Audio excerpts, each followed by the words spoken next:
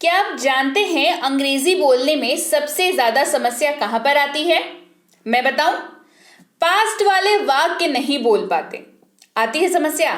कौन सा word use करें समझ ही नहीं आता, कौन सा वर्ब किसके साथ लगाएं समझ नहीं आता, कौन सा प्रोनाउन के साथ कौन सा वर्ब इस्तेमाल होगा, भाई ये तो बिल्कुल ही समझ नहीं आता। होता है ना ऐसा आपके साथ? तो चलिए, आज की क्लास के बाद ये समस्या आपको कभी नहीं होगी। इन सारी समस्याओं का निचोड़ होगा आज की क्लास में, और हाँ, गारंटी है ये वाली समस्या आगे कभी नहीं होगी, जड़ से खत्म हो जाएगी समस्या। क्लास को चलिए शुरू करते हैं। वेलकम टू बी बैंकर, मैं हूं प्रीति मैम और आज की क्लास होने वाली है सुपर जबरदस्त वाली।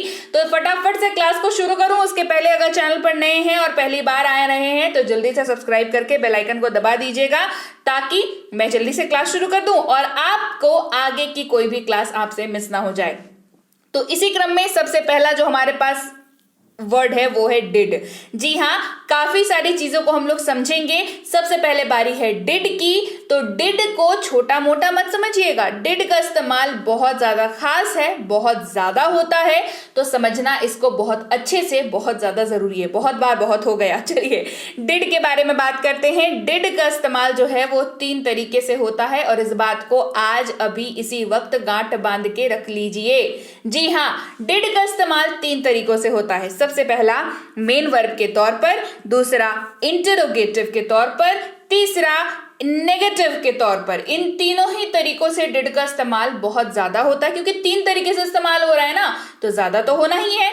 तो ये डिड जो है वो 3 तरीकों से इस्तेमाल होता है। ये सबसे पहली चीज जो आपको समझनी जरूरी है। इसके बाद बता दूं, डिड का इस्तेमाल तीनों ही तरीकों से तो आप कर पा रहे हैं, लेकिन ये जानना जरूरी है कि किसके किसके साथ कर सकते हैं। बेहद अहम पॉइंट, बहुत ज्यादा जरूरी है इसको समझना। डिड का इस्तेमाल आप कर सकते हैं आई, यू, वी, दे के साथ, ही, शी, इट और किसी भी नाम के साथ। नाम जब मैं कहूं, लड़का लड़की किसी का भी नाम हो, डजंट मैटर, दोनों के साथ इस्तेमाल होगा। तो I, you, we, they, he, she, it और किसी भी नाम के साथ डिड का इस्तेमाल आप कर सकते हैं। तो चलिए अब प्रैक्टिकल इस्तेमाल भी हम लोग करके देख लेते हैं। बता दूं, डिड का जो अर्थ है वो होता है किया। क्या अर्थ होता है? किया।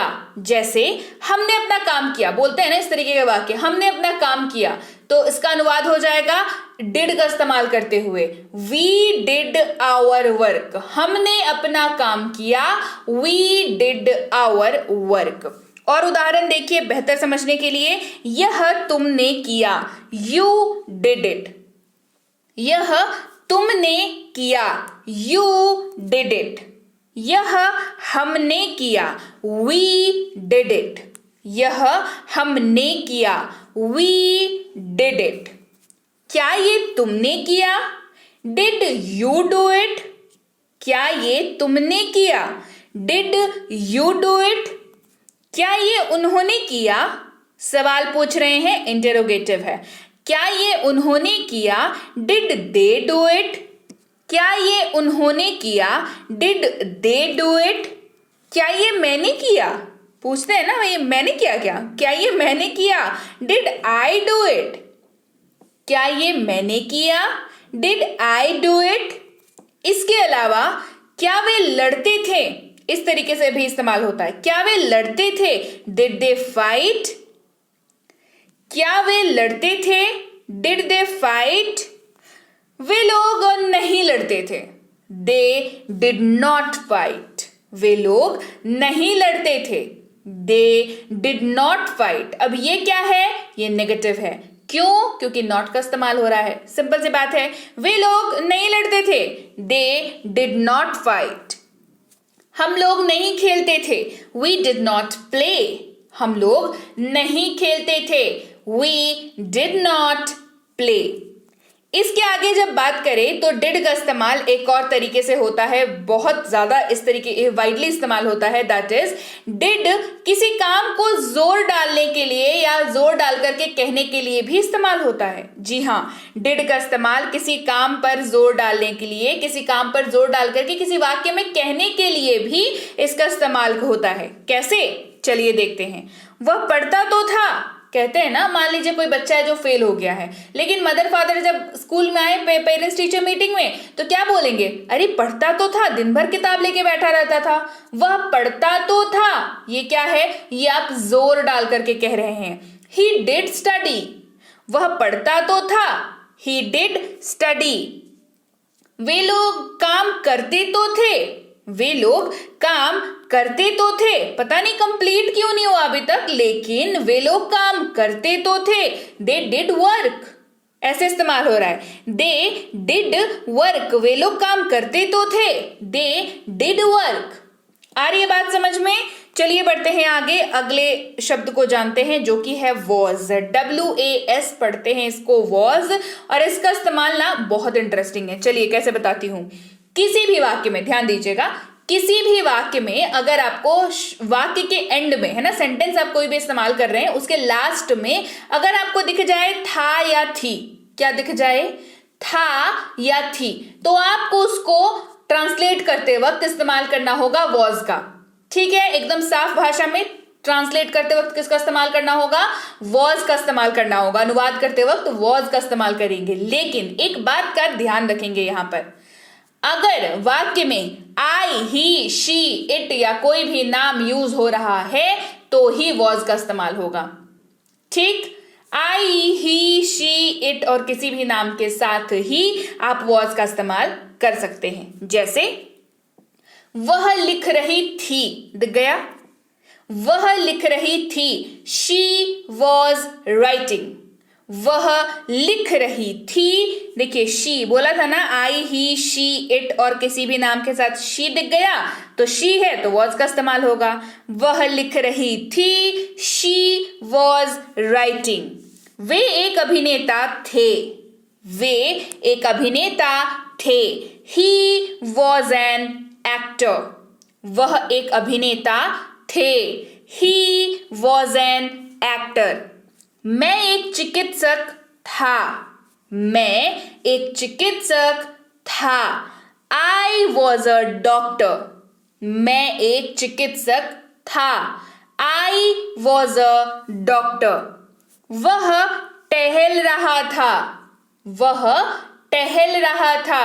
ही वॉज वॉकिंग, वह टहल रहा था। He was walking. रानी पढ़ाई कर रही थी, रानी पढ़ाई कर रही थी। रानी वॉज स्टडिंग, रानी पढ़ाई कर रही थी। रानी वॉज स्टडिंग।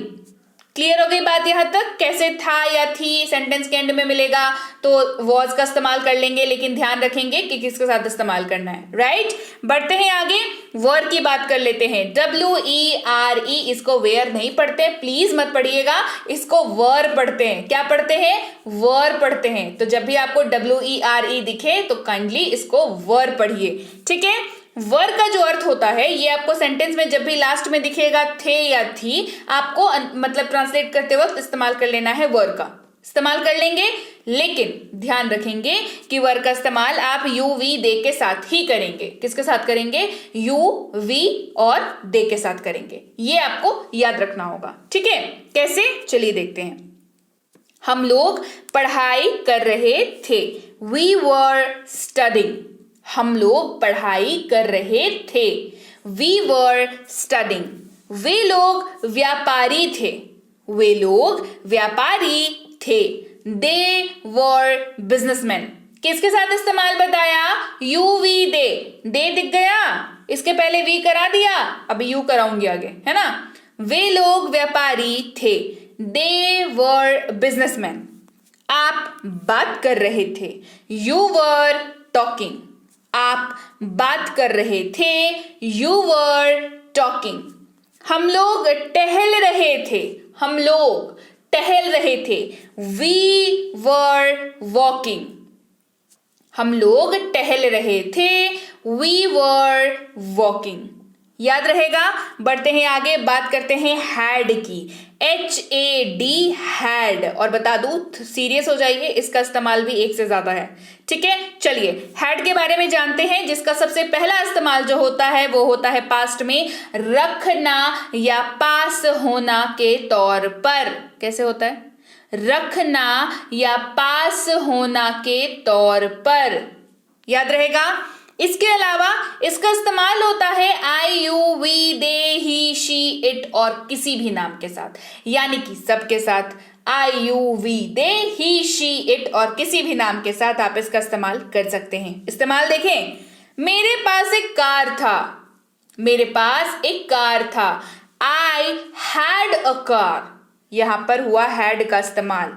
मेरे पास एक कार था, पास था, बताया ना अभी रखना या पास होना के तौर पर इस्तेमाल होता है, तो यहां पर दिख रहा है पास था। आई हैड अ कार, मेरे पास एक कार था, आई हैड अ कार। आपके पास एक कार था, यू हैड अ कार, आपके पास एक कार था, यू हैड अ कार। हमारे पास एक कार था, वी हैड अ कार। लगता है ना राजा जी बोल रहे हैं, हमारे पास एक कार था, वी हैड अ कार। हमारे पास एक कार था, वी हैड अ कार। इसके अलावा हैड का इस्तेमाल, जो दूसरा इस्तेमाल है वो है हेल्पिंग वर्ब के तौर पर, यानी कि सहायक क्रिया के तौर पर। बता दूं कैसे पहचानेंगे?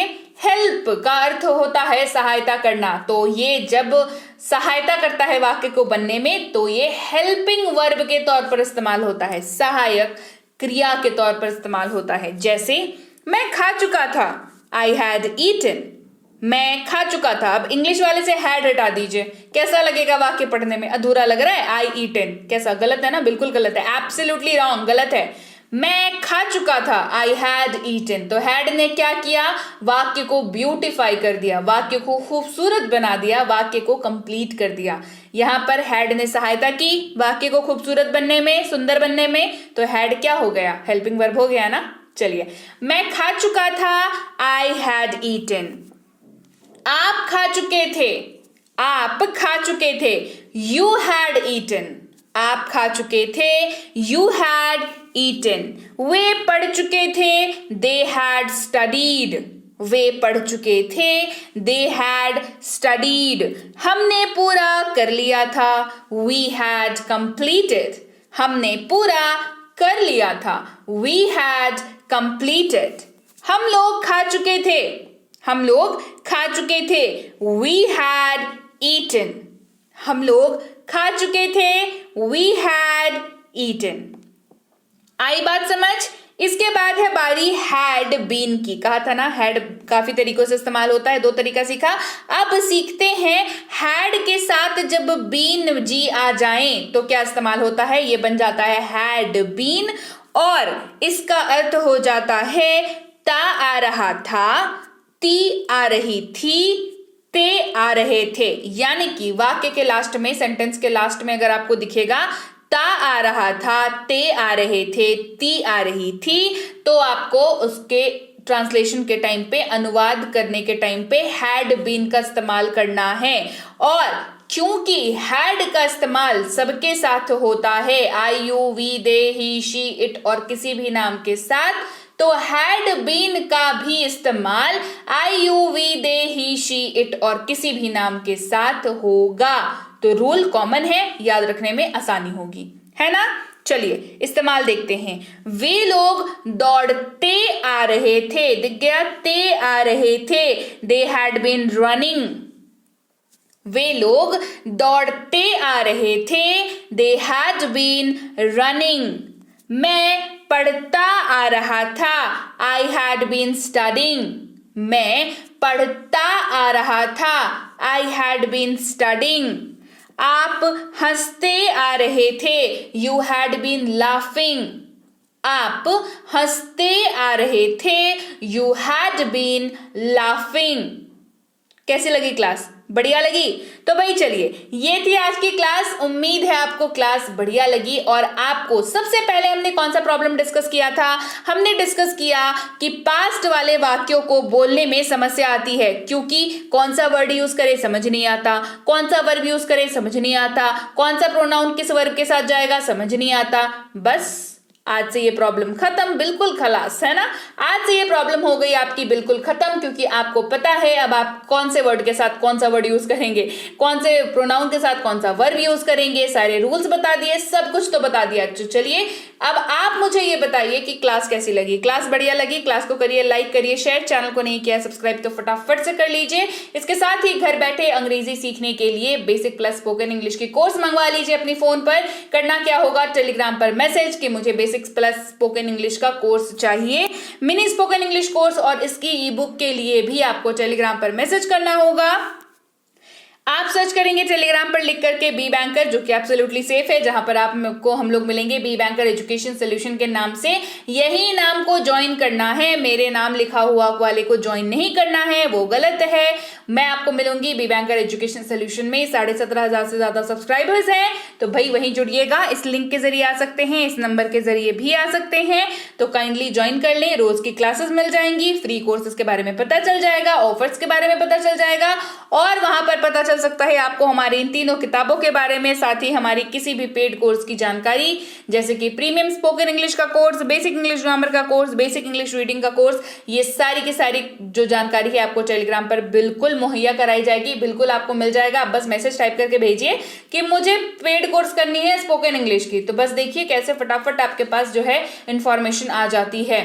तो इन केस अगर आप ये कोर्स करने में इंटरेस्टेड हैं तो आप जरूर लिख करके भेजें, और जब भी आप मैसेज लिख करके भेजें तो याद रखें हमारे एंड से आपको जो जवाब मिलने में वो 12 से 48 घंटों का वक्त जो है वो लग जाता है, तो कृपया प्रतीक्षा करें।